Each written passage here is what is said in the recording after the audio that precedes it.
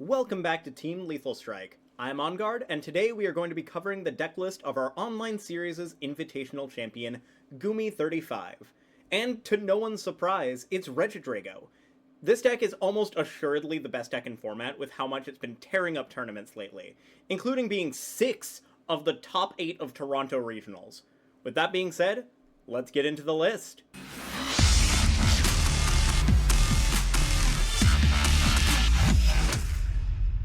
So to start, we have the obvious 3 Regidrago V as the one to evolve into Regidrago V-Star. Not the most consequential attacks in the world, although Dragon Laser can be a nice copied attack in a pinch. And Celestial Roar, which I guess if you go second and don't really have much of a way to get much else down, discarding the top 3 and potentially hitting energy could be an out to a really bad situation, but normally you will not be attacking with this. Your ideal turn 1 if you go second would be to swing with the Cleffa with Grasping Draw, but most of the time you would like to go first and be able to go attach, Teal Dance, Energy Switch, attach next turn on turn 2 to be able to swing with Apex Dragon. Obviously that's the ideal, but these other attacks can come up in a pinch. Regidrago V-Star is the highlight of the deck. Obviously it is the thing that this is built around. Has 280 HP and no weakness, with the attack Apex Dragon, which allows you to choose an attack from a dragon Pokemon in your discard pile and use it as this attack. I absolutely love this Pokemon. I've been playing it since it came out, but since Teal Mask Ogerpon came out, this deck has shot to the forefront of the format, which is insane. You can copy a ton of different dragon attacks, and a lot of them are very oppressive in this format, and it also has a really strong V-Star power that honestly might be the best V-Star power in the game currently, at least with the current format as it is, where you get to discard the top 7 cards of your deck, which can hit dragons to allow you to use Apex Dragon to copy them, but it also lets you put any 2 cards from your discard pile after you've discarded the top 7 into your hand. This can reuse literally anything, including A-Spec cards like the Prime Catcher that we have down here. The fact that you can reuse A-Specs puts this, like, very solidly as one of the best V-Star powers in the game. So this Apex Dragon attack is the focus of the deck, and we will be copying an array of different dragon attackers, which we'll go over shortly. But first, we also have the remainder of the engine, Teal Mask Ogerpon EX, which has the ability Teal Dance that lets you attach a basic grass energy from hand to this Pokemon and draw a card. It also has an attack that actually does come up in a lot of matchups, Myriad Leaf Shower, which does 30 plus 30 more for each energy attached to both active Pokemon. This actually, you can swing with on turn 1 theoretically because you are playing these energy switches. So if you're able to Teal Dance here, Teal Dance onto another Teal Mask Ogerpon, use Energy Switch to move it over, and then attach for turn from your hand, you can swing turn 1 with Myriad Leaf Shower, which is doing, at base, 120 damage, and that's assuming that they don't have an energy on it of their own to boost this even further. So if your opponent just starts like a 1-prize Pokemon and they're active, you could theoretically KO them and donk them turn 1. Won't come up in every matchup, but this is a good attack to utilize through the game, especially with those Pokemon that you may be facing that might have a bunch of energy they're ramping onto their active. Then we get into some of the attackers you'll be copying. Hisuian Goodra V-Star has the attack Rolling Iron, which does a flat 200, and makes the Pokemon that use this attack, in this case it would be Regidrago, take 80 less damage from attacks, which is really good into those, like, 1-prize decks that are looking to swing into you for, like, half hits, or some of those other matchups that are looking to swing into you for half hits and are getting damage in other ways. For example, Dragapult swinging for, like, 200 would now only be swinging for 120, and although it's spreading 60 to the bench, the big thing is you're getting out of 2-hit range by swinging Rolling Iron into it and 2-shotting it. It's also decent into Ancient Box because you're knocking out the active Roaring Moon, like the baby Roaring Moon, but you are also taking 80 less damage on the next turn, which means that they're very unlikely taking that big knockout on your active unless they're gusting around you. Then we have Noivern EX, which is another one of those attacks that's like a very good defensive attack. Covert Flight prevents all damage done to this Pokemon by attacks from basic Pokemon, so if your opponent is playing a deck that is all basic Pokemon, this is a good attack to just spam and they don't always have a response, especially if you just have lone Regidrago in the active and they don't have any way to gust around or deal with it, or if they just can't gust around at all because it's lone Regidrago in the active. We also have the Dominating Echo attack, which is really good into Terrapagos, because you're swinging for 140, which is half hitting most things in the format, but they can't play any special energy or stadium cards from their hand on the next turn. Meaning, they can't play double turbo to attach to the Terrapagos, and if they don't have an Area 0 in play, they can't play Area 0 to get to those high numbers. Then we move on to Alolan Executor EX, which honestly has been the biggest buff to this deck from the Surging Sparks format, because this makes Raging Bolt being a normally awful matchup into a much closer matchup. It's still favored for Raging Bolt, but the fact that you can just copy this attack every single time and always be taking a 2-prize basic knockout is insane into those big basic matchups. It's also really good into Miraidon or any other big basic decks, but Swinging Sphene has been a huge asset to this particular archetype. It's also not bad to use Tropical Frenzy to accelerate a bunch of basic energy cards from your hand to your Pokemon. You could set up a second Regidrago in a pinch. Obviously, this will not be the attack that you will be going for in most cases, but it can come up in a pinch. For example, you might be taking a knockout on a 1-prizer in the active, and setting up a Regidrago that's on your bench. Then Dragapult EX, which is honestly the most high-value attacker in the game, or in this deck, I should say. It does 200 to the active and spreads 6 damage counters in any way you want to your opponent's bench, which lets you set up for some big knockouts on future turns, while also putting a hefty amount of damage on the active. This is really good if you're not wanting to use Giratina's Lost Impact with needing to Lost Zone 2 energy. So if you don't want to Lost Zone 2 energy, this is netting you 260 rather than the 280 you would just be doing to the active with Lost Impact. That being said, Giratina V-Star's Lost Impact is also a huge attack in this deck.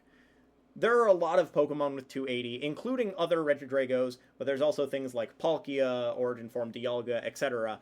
Pidgeot, especially, has that 280 number, and being able to just KO for an attack that you're copying, even if you're needing to Lost Zone 2 energy, is super solid, especially if you're using this as a finisher. 280 is just a solid number to be hitting. Then we've got Kyurem, which is going to be the thing that is going to shut down a lot of evolution decks. Normally this is a, Lost Box tech, because if anyone's played a Colress, you can use Trifrost and go 110, 110, 110 to 3 different targets. Because otherwise, getting 5 energy on this is a lot of work. But with Regidrago, you can copy this attack for just 2 grass and a fire, which allows you to discard all of the energy attached to it, being the fire and the 2 grass, but it does 110 to 3 targets, which you can do on turn 2 if you went first. So you go first, you attach, turn 2 you go energy switch, attach, and swing with this. Your opponent, who might be playing Dragapult or Charizard or something like that, you can just go 110, 110, 110, wipe out all of the things that they just set up, and then they're behind by an entire turn. Sure, it is costly because you do have to discard all the energy attached, but it can absolutely destroy your opponent's board state. In addition to that, against those big basic decks like Miraidon, for example, if you use Trifrost and put 110, 110, 110 on 3 different 2-prizers like Raikou or Miraidon or Raichu V, putting them on there puts them all in range of being Trifrosted again for a 6-prize turn, which is absolutely insane. So now that we've gotten through the dragons, let's get to the support. We've got Mew EX, because having pivots in this deck is super important. Being able to promote Mew EX after Regidrago gets knocked out, so you can properly sequence to get everything as you want it to, is really good. Genome hacking is a decent attack in a pinch. You can copy one of your opponent's active attacks and use it as this attack. That's decent against something like, for example, a Cornerstone Ogerpon, which otherwise blocks most in the deck aside from, swinging with Regidrago V. You can genome hacking to copy their Cornerstone Ogerpon's attack, which is a shred attack, which means it goes through that ability that would be otherwise blocking us. Restart is also really good. Being able to draw until we have 3 cards in hand definitely lets us be able to find our combo pieces a little bit easier. Then we have Pheasantipede EX, which is just a shoo-in in any of these, like, 2-prize decks, because anytime something gets knocked out, you get to draw 3 cards, which is absolutely insane. Cruel Arrow also could come up in a pinch, but I highly doubt you're going to be using this attack very often. Then we have Squawkabilly EX with the Squawk and Seize ability that is discard your hand and draw 6 cards. This is great for getting set up at the beginning of the game. If you have any Nest Ball, you could Nest Ball for Squawk to find the Regidrago that you need, or the energy attachment that you need in order to keep on pace to be able to swing on turn 2. Squawkabilly is just a shoo-in for starting the game super well. Motivate's also not a bad attack if you go second, because you could pitch a bunch of energy and then Motivate to accelerate 2 to a Regidrago, which means that the Regidrago is less at risk because it's on the bench. So being able to set up a Regidrago without necessarily needing to energy switch up, for example, if you're like item locked or ability locked and can't draw into all the pieces that you need, Motivate is not a bad attack for getting yourself set up. Then we have Cluffa. Free Retreat and the Grasping Draw attack is very nice if you are able to use this going second, but it's also just a nice 1-prize pivot that if your opponent Iron Bundles you, you can send up Cluffa, and then they have to take a 1-prize knockout. And if they're just trying to stall you in that way, Cluffa has Free Retreat. You don't have to worry about it too much.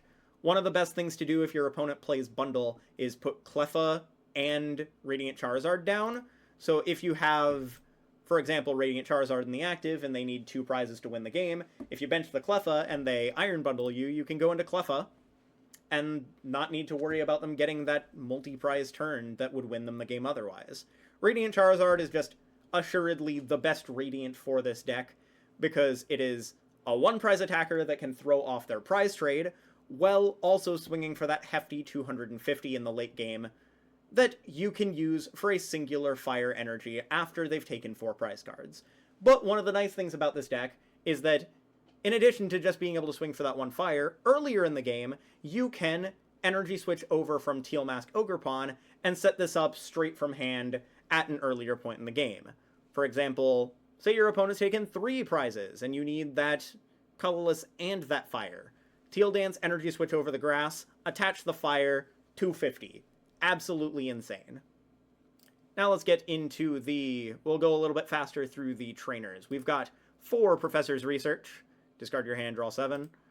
2 Iono, a little bit of disruption, but also a good amount of additional draw. 2 Bosses, and keep in mind that we can get any of these back with the Regidrago V-Star power if we need to. We've got 4 Nest Ball and 4 Ultra Ball, so we're finding our basics and our evolutions as consistently as we possibly can. 4 Energy Switch to give us the consistency of getting that turn to attack off more frequently. 4 Earthen Vessel for finding our energy faster. 2 Super Rod for being able to manage our energy and our Pokemon a little bit more effectively, particularly being able to get back things like Radiant Zard if you swung with it once and then want to swing with it again.